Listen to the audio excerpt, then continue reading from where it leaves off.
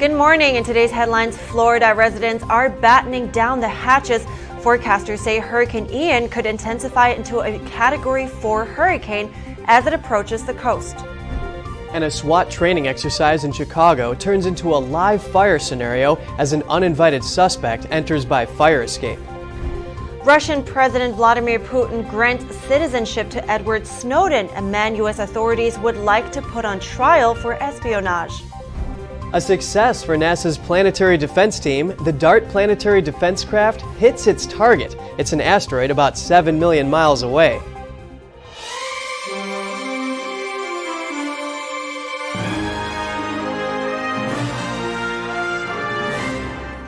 Good morning. Welcome to NTD. I'm Kevin Hogan. Good morning, and I'm Evelyn Lee. Today's Tuesday, September 27th. And Florida is preparing for Hurricane Ian and any resulting storm surge. The hurricane is expected to hit western Cuba today and then move across the southeastern Gulf of Mexico. Officials say it could approach the west coast of Florida late Wednesday. Forecasters now say it could become a Category 4 hurricane by then. And today's Jeremy Sandberg has more on the storm's development. Rapidly intensifying Hurricane Ian became a Category 3 storm early Tuesday. It's quickly nearing landfall in western Cuba. In Florida, residents are making final preparations. This one looks like it could be a real one, so I flew down from New Jersey today to try and protect my property, get stuff up to the second level where I can, and see how it goes. You think you're going to be safe, hunker down, try to help other people out, but this gets serious quick. The hurricane is expected to bring a life-threatening storm surge. Store shelves are being emptied as people stockpile food and supplies. Others are gathering and setting up sandbags to prepare for possible flooding. Florida Governor Ron DeSantis says power outages should be expected. The Florida National Guard has activated 5,000 Florida Guardsmen, as well as 2,000 additional Guardsmen from Tennessee, Georgia, and North Carolina that have been activated to help. Officials announced school closures and flight cancellations. Tampa Bay International Airport is suspending operations at 5 p.m. Tuesday.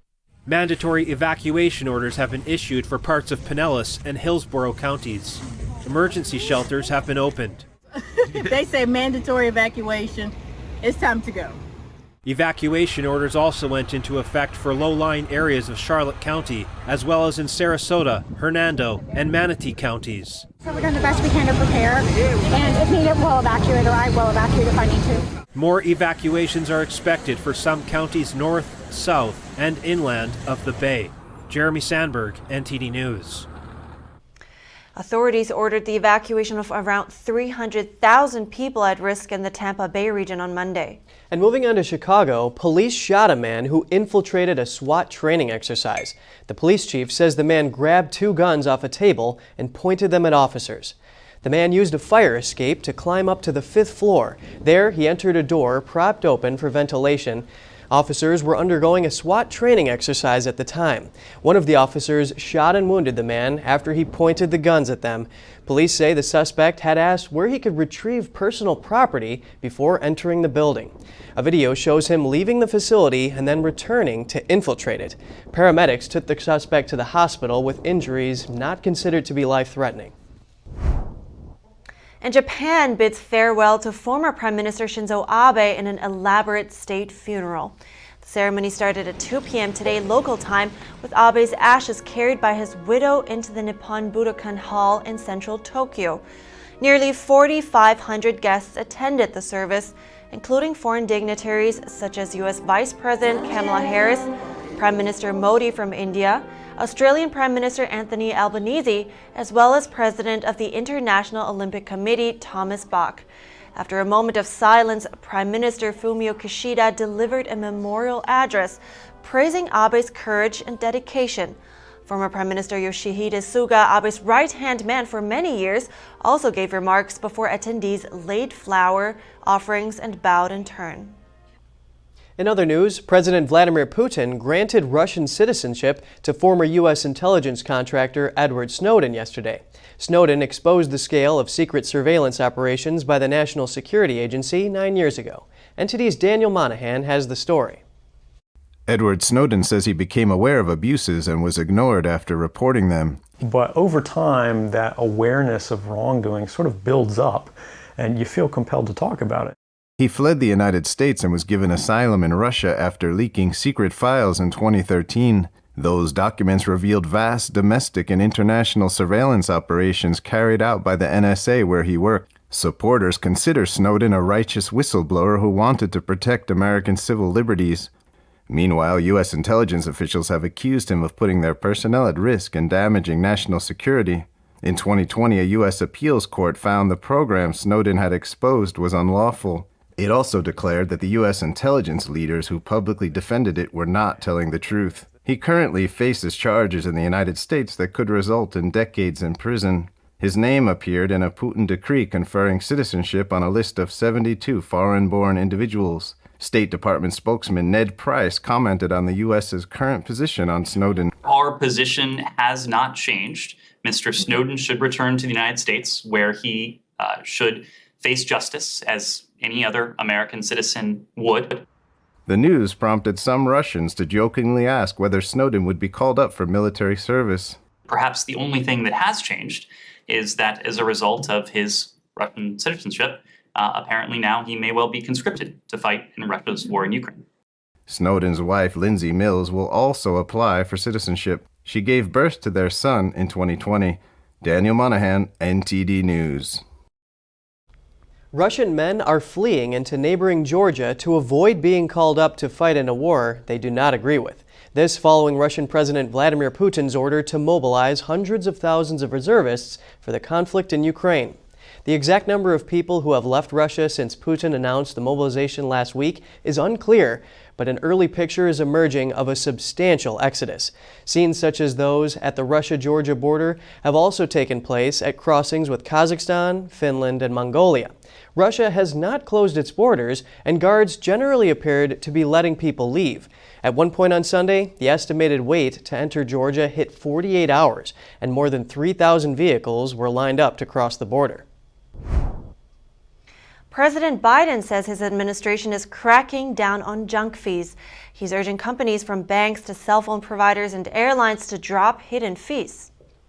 Unnecessary hidden fees, known in the parlance as junk fees, are hitting families at a time when they can't afford it. No more hiding the price that you're paying and not letting you know what the hidden fees are. And it's all taking money out of the pockets of average Americans. Capitalism without competition isn't capitalism, it's exploitation. Biden also said the move will lower costs for consumers struggling with inflation. He said 3/4 of the country's 20 largest banks are getting rid of bounce check fees. Those fees are usually around $50. Bank overdraft fees were also mentioned. Cell phone companies and their termination fees are another concern Biden has. Airlines are being asked to be more transparent about their hidden charges. Biden says the Department of Transportation issued new rules Monday. Consumers will eventually be able to see a more complete price on airline tickets before they buy. That includes baggage and any change fees. He says the move should encourage more competition among airlines to offer better fares. And Fedex pilots were seen protesting outside the New York Stock Exchange on Monday. There are currently negotiations between the company and the Airline Pilots Association. Negotiations for new contracts have been going on since May 2021. The union says the protests were expressing continued frustration about the uncertainty of new contracts. Fedex released a statement saying these negotiations are a normal part of business and will not affect their service. FedEx share earnings lost 21% last quarter. On Thursday, the company outlined cost cuts of up to $2.7 billion. The company blames deteriorating global economy. Analysts have criticized FedEx and questioned whether parking planes and shuttering some offices was too little too late. And now for some news from New York. In a remote parking lot in the corner of the Bronx, construction has begun on an emergency makeshift camp. Hangar-sized tents will house illegal immigrants bused to New York from border states. NTD's Jeremy Sandberg tells us more about the tent city being built. The site near Orchard Beach is the first emergency shelter being set up to deal with the unexpected guests in the so-called sanctuary city of New York. But more are being planned. Immigration advocates say the plan was not well thought out. Orchard Beach is a flood zone. We're in the midst of hurricane season. An estimated 13,000 migrants have been bused to New York from Arizona and Texas. Republican governors are looking to relieve pressure on small border town communities from the record high number of illegal immigrants crossing the southern border into their states. Texas Governor Greg Abbott says over 11,000 illegal immigrants have been bused to New York, Chicago, and Washington so far this year. We don't want what is supposed to be temporary to become permanent, so we don't want this temporary respite center to end up becoming a de facto shelter for folks where there's 1,000 beds, right? Public transportation in the area is limited. It could take close to 2 hours to get to Midtown Manhattan. The shelter will house only single adults. Some Bronx residents are concerned about what problems it could bring. Where people are gathered, where their resources are limited, I do think that there's a concern that there might be, a temptation towards bad behavior, or temptations towards just being able to survive, right? Customs and Border Protection reported over 2 million arrests of illegal border crossers in fiscal year 2022. This is the highest annual number ever recorded. The Federation for American Immigration Reform estimates it's costing American taxpayers an extra $20 billion plus a year to support illegal aliens who've entered the country under the Biden administration. Jeremy Sandberg, NTD News. Coming up, a whistleblower is awarded over $260 million in a case settled against Biogen Pharmaceuticals. His lawyer says the payout shatters U.S. whistleblower records. And drug overdose deaths are surging, especially among young adults and children. We speak to a former DEA agent to find out where kids are getting these drugs from. Stay tuned for more right here on NTD Good Morning.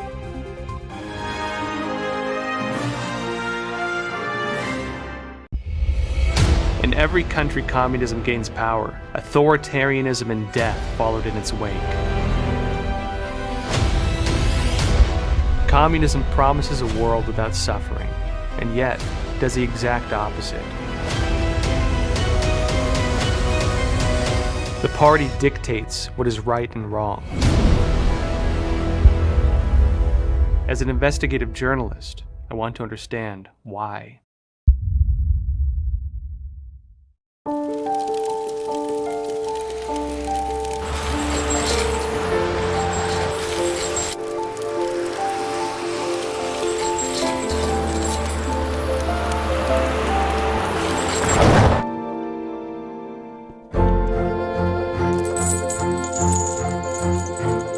Did you know dragging chains can spark a wildfire?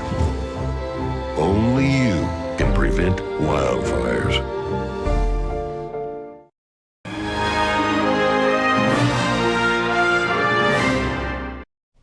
Welcome back. Biogen Incorporated has resolved a long-running whistleblower lawsuit in a Boston federal court. The company has agreed to a $900 million settlement. Former employee of the company, Michael Borduniak, accused Biogen of providing kickbacks to doctors if they prescribed their multiple sclerosis drugs. The scheme resulted in false claims to government programs such as Medicare and Medicaid. Under the False Claims Act, Borduniak sued the company and reclaimed the taxpayer money on the government's behalf. His lawyer says the false claim settlement is the largest in over 150 years. That's for cases brought by a whistleblower without the intervention of the government. Biogen maintains no wrongdoing, stating it believes its intent and conduct was at all times lawful and appropriate. Health officials are warning that drug dealers are targeting children and young adults with rainbow-colored fentanyl. They're popping up across the nation. Just earlier this month, officials seized 15,000 fentanyl pills in Nerds and Skittles candy packaging. In general, they are also commonly disguised as fake prescription pills. Now, states across the nation are affected by a rise in overdose deaths. In Georgia, the number of young people who died from fentanyl-laced drugs spiked by 800% last year. Nationwide, there were 107,000 overdose deaths between December 2020 and December 2021. And fentanyl is responsible for around 2/3 of those deaths. I spoke to an expert to make sense of all of this. Joining me to talk about this is Derek Maltz. He is a former DEA special agent in charge. Good to have you, Derek. Thank you for having me. I appreciate it. Well, first, I really want to ask, why do you think there is this unprecedented uptick right now in fentanyl and overdoses? Well, for one, the Mexican cartels are trying to drive addiction and drive profits. They run a multi-billion-dollar enterprise. And because the American population is, addicted to opioids and have been because of the 100 billion opioids dumped into the country by the corporate cartels here. So we're seeing it because they're bombarding our country. They have wide open borders and they're taking full advantage of the weaknesses at our border. Right, and about that, about driving this addiction, and I mean, how big of a role do these rainbow fentanyl pills play that we hear about now? I mean, let me rephrase a little bit also. A fentanyl dealer told Vice News before that their customers just prefer the colorful versions better. So it just seems to me like there is this whole marketing and distribution strategy behind it now. So I just want to know, what has changed compared to before, and how does that work nowadays? Well, you've made a great point, and you're exactly right. It's a marketing strategy. It's very deceptive. It's devious. But the sad part is all of this fentanyl is the same. It doesn't matter if it's purple, pink, yellow, green. It's all the same poison coming out of these labs in Mexico. But the problem is now is you have these young kids as young as 13 years old that are obsessed with the smartphones and the social media apps and the videos and the reels. So all day long, they're on these apps, and the cartels are taking advantage of that, and the local drug distribution networks are taking advantage of that, and they're poisoning young kids that don't know what they're buying. They're not buying, real Adderall or real oxycodone or Percocet. They're buying poison from these labs in Mexico, and that's the problem. So they're tricking these young kids into buying poison. And how exactly, I mean, you mentioned, in the digital age, social media, do they send them a message? Or, I mean, how does that work? Well, I mean, they have these emojis. They have their own language. At the end of the day, they just have mass amounts of people on these social media sites. So they're taking advantage. It's just like buying a pizza online. The pizza delivery guy shows up at the house. You pay either by, Venmo or one of these payment apps, and you get your pizza. It's the same thing with the fake pills. Cartels are now in the bedrooms of every American. Whereas in the old days, you'd have to go down and find a drug dealer on the streets, very dangerous, and now the kids don't have to worry about that. With such a complex network like that, I mean, fentanyl is coming from China, from Canada, from Mexico, and you just touched on it with the border. But I mean, with such a complex system and network, where do you start? Where is the priority for the DEA? Well, the DEA and law enforcement is doing a great job making these historic seizures of pills. But by making these seizures, that gives you an indication of how much is being produced. So right now, if I was in charge, I'd be destroying the chemical weapon processing labs in Mexico. I would hope the Mexican government would come on board as partners because we need them as partners. But if not, we have to look out for the children. We also have to shut down the mass amounts of precursor chemicals coming from China into the labs in Mexico. We know the ports. There's a lot of corruption down there in Mexico, so we know the ports that the cartels control. But the other thing that's happening, just so you know, is the mass amounts of money laundering that's going on with the Chinese nationals. So a lot of the kids are coming to America on visas. They're picking up millions of dollars during the week, during the weekend, and they're delivering it to the Chinese business guys because they can't get more than 50 grand a year out of China. So they're taking advantage of the cartel's cash. They're buying property. They're buying real estate. And they're creating a really significant national security threat. You have to start with that. But we're long overdue on the education. We have to get education in the middle schools, in the high schools, in colleges. There's got to be more awareness. And right now, the White House is silent on this fentanyl poisoning crisis. That's the problem. Thank you so much for your time today. It's such an important issue. So thank you for such critical information as well, Derek Meltz. I appreciate it. Thank you and have a great day. We have impact. After the break, we see the DART planetary defense craft hitting its target. It's an asteroid about 7 million miles away. And a new technology mapping whales. It helps prevent whale ship collisions. Stay tuned for more after the break.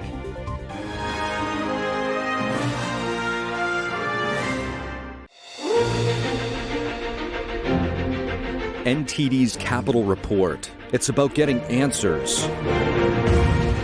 cutting through the fog of politics. It's about your questions and our chances to ask. What is the net impact of the American Congressman Graves? Thank you for joining us.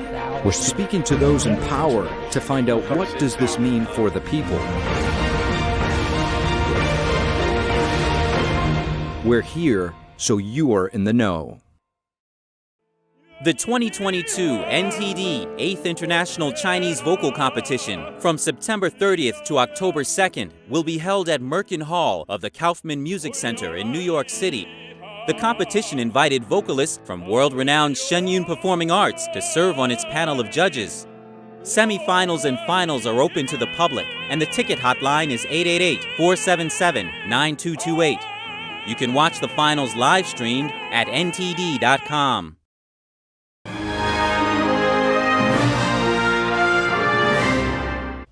Good to have you back with us. A success for NASA's planetary defense team. The Johns Hopkins University DART spacecraft crashed into an asteroid. Here's NTD's Flinders Kingsley with the story. A NASA spacecraft the size of a vending machine successfully crashed into an asteroid. The crash is a part of a planetary defense program to protect the Earth from catastrophes falling from the heavens. For the first time, humanity has demonstrated the ability to autonomously target and alter the orbit of a celestial object. The asteroid, named Dimorphos, is about the size of a football stadium, with a diameter of about 525 feet. Dimorphos orbits another asteroid named Didymos, which is 5 times larger. Both pose no threat to Earth, making them ideal to test the technology. So there are no known asteroids that are large enough in size and headed towards Earth in any time soon. This is a test in the event that one were ever discovered. The Double Asteroid Redirection Test, or DART, collided into the asteroid some 7 million miles from Earth. DART was traveling 14,000 miles per hour, or 4 miles per second at impact.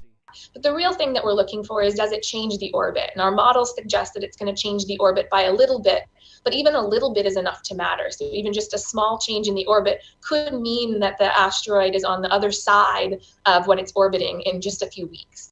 A photo was sent back to NASA every second until collision, when signal was lost. NASA is waiting for footage from CubeSat, a smaller satellite which was taking photos from a few minutes behind DART. NASA insists there is no chance the asteroid exploded. Dimorphos is 11 billion pounds, DART weighing just over 1,200 pounds. But it is expected to have made an impact. Number one was hit the asteroid, which we've done, but now number two is really measure that period change and characterize how much ejecta we actually put out. The team say they expect to shorten Dimorphos' orbit by 10 minutes, but anything above 73 seconds will be considered a success. Flinders Kingsley, NTD News. Fascinating. In other news, organizations announced the extension of Whale Safe, a technology-based mapping and analysis system to help prevent whale ship collisions. NTD's David Lem hears from some of the members behind the project. There's been an ongoing effort to prevent whales from fatal ship strikes out at sea. At the end of August, Fran, the most photographed whale in California, washed up ashore. Researchers concluded that she suffered from a fatal ship strike. The Marine Mammal Center and the Benioff Ocean Science Laboratory announced a collaboration to bring a new mapping system to the San Francisco Bay, based on a model from Santa Barbara that launched in 2020. The SF Bay system launched last Wednesday. The Whale Safe system is an AI-powered near real-time whale detection system. It's the first of its kind in the Pacific Ocean, and it was primarily designed to help prevent collisions between whales and ships, which is one of the leading causes of death for endangered whales around the world. Users can go to the website or platform, and it indicates the level of whale presence near the coast from low to very high. Rachel Rhodes, project scientist on the Whale Safe team, says the detection system uses 3 main data inputs.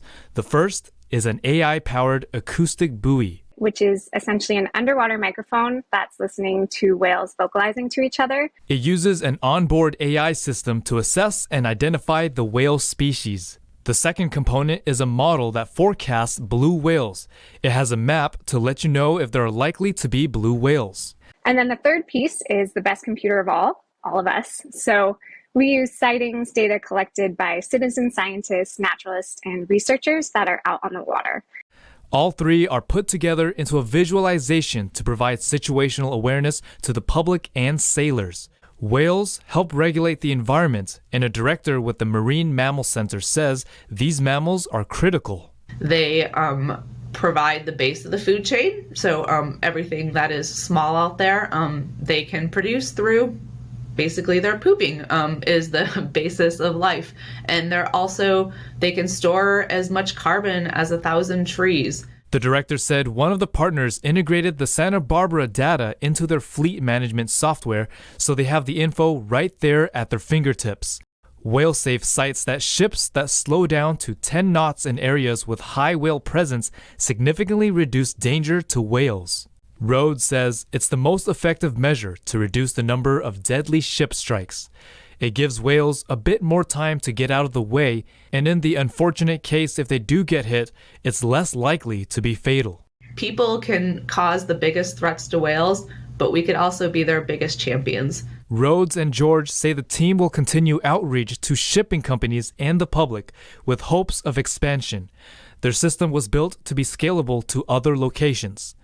David Lamb, NTD News, California. Such amazing technology, and I had no idea, to be honest, how important whales are to the environment. Yeah, and Evelyn, let's go from whales to seals. Police in Massachusetts made a once-in-a-lifetime apprehension Friday after a seal on the loose in the town of Beverly literally turned itself in. The animal had been squatting in a neighborhood pond next to the police station for about a week. Security footage captured the seal waddling right up to the police station. A group of officers made the catch of the day and sent the seal off for observation before it's released into the wild. That officer did a double take, but let's be honest, that seal knew what it was doing. Oh yeah, well, seals are really intelligent animals. I'm glad their rescue went smoothly and they could get them to the wildlife carrier safely. Yeah, I agree. And that's all for today's program. We'd love to hear from you. You can share your thoughts and your story at goodmorning@ntd.com, so shoot us an email if you'd like. Thanks for watching. I'm Evelyn Lee. And I'm Kevin Hogan.